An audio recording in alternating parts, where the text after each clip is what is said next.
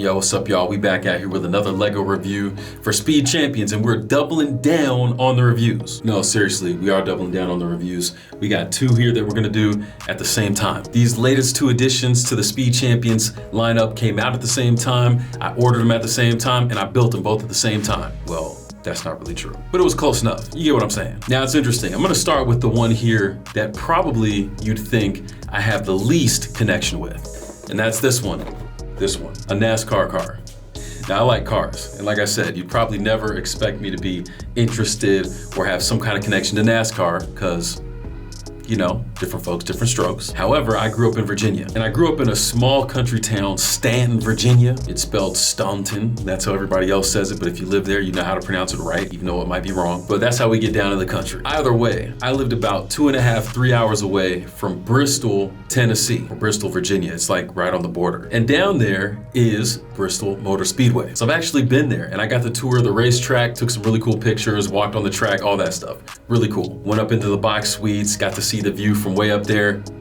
It was solid. And I know NASCAR gets a lot of grief because all you have to do is turn to the right and you're driving in circles, and people think you're crazy because you're doing it for miles. Where's the turn to the left? I haven't watched the race in a while, so I don't remember. But either way, I think racing is cool.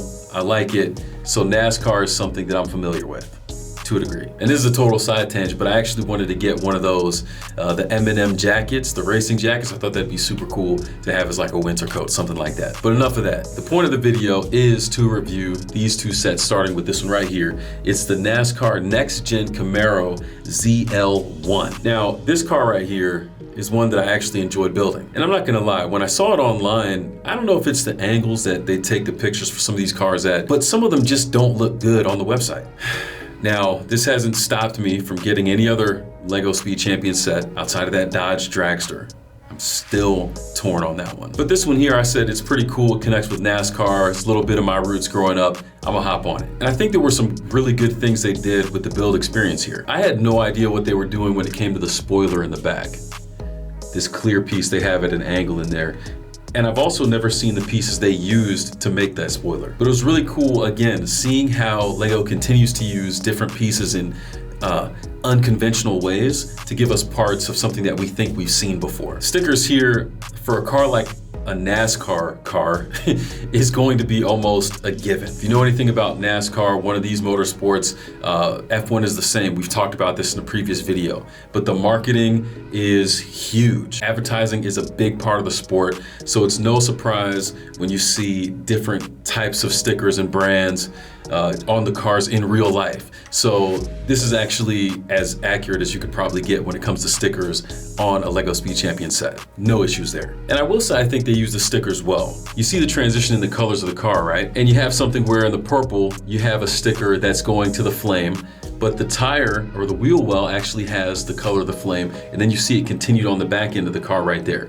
That's pretty slick. You also have these stickers up on the top here where it transitioning kind of gradients from the teal, blue, greenish into the purple. You have the same thing on the front end, going from the dark, the black, back into the purple. And then probably the coolest ones, you have the flames actually on the hood where you have the bright yellow color going into the black that's there. Now, something, I guess like an Easter egg that I really enjoyed about this was putting together this piece in the middle. I don't know if that's the engine cover or whatever it's supposed to be.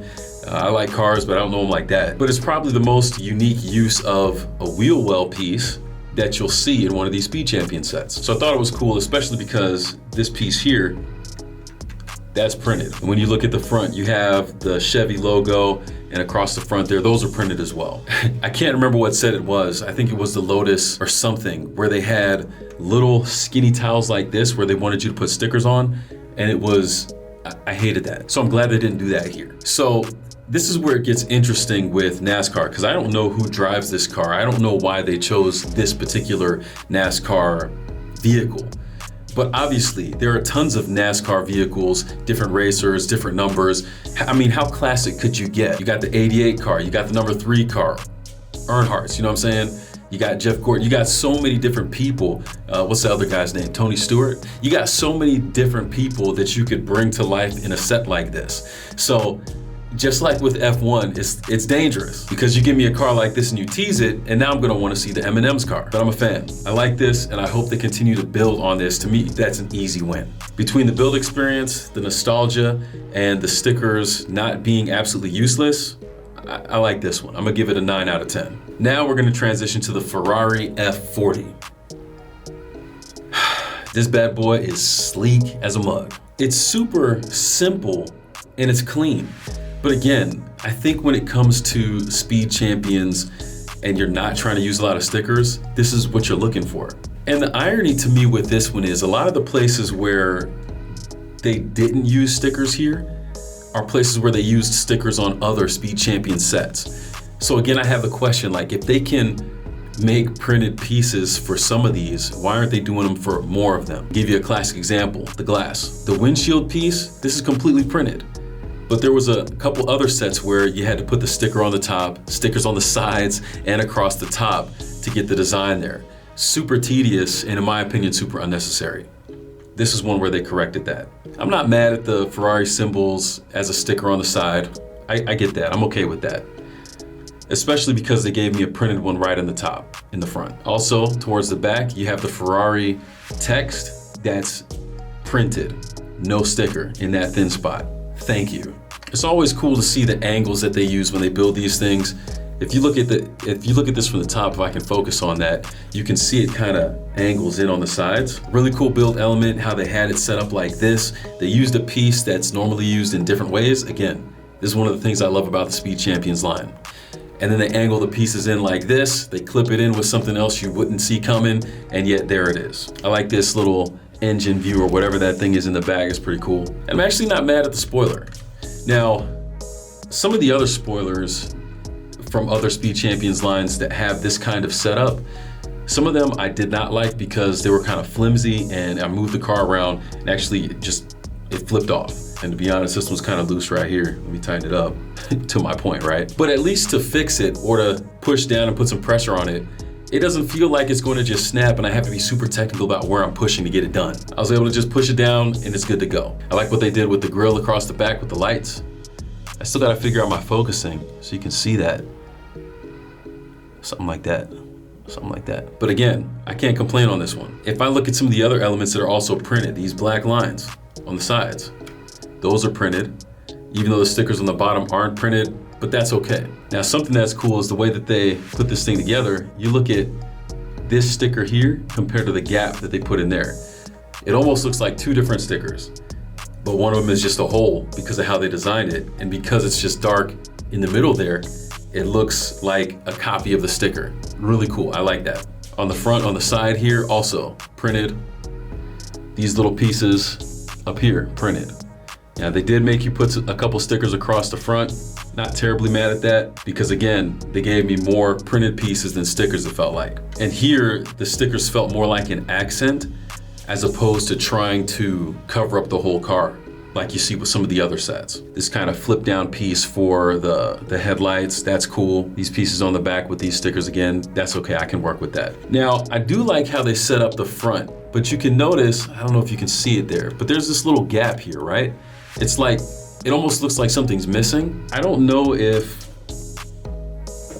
yeah, see, I didn't think so. If you look at the box and you see what the actual car looks like, there's a piece of glass there that's covering up the lights. So they kind of give you the illusion of that with this here, but it looks kind of funny that there's nothing actually there. Check the box, make sure I didn't miss anything. It's empty. So that's something that I didn't really like because I was looking around like, okay, it felt like something was supposed to go there, but it didn't. And the odd thing is I feel like it could have based on how they constructed the front here.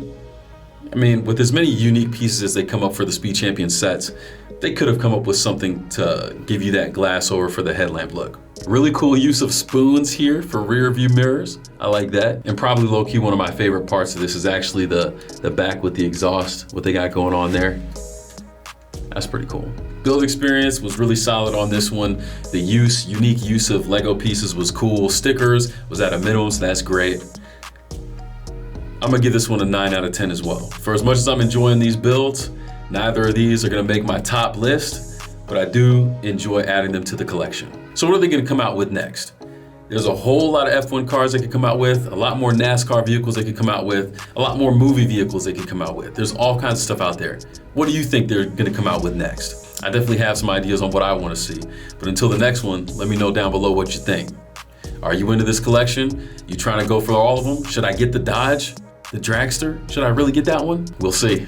We'll see. I'm gonna have to make a move soon before the price goes up, but we'll see. Anyways, thanks for watching. Hope you enjoyed it, and I'll see you in the next one, all right? Peace.